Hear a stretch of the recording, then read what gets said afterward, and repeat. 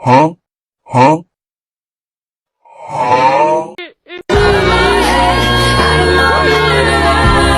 If you let me, I'll be out of my dress. Into your arms tonight. I'll be out of my head, out of my mind.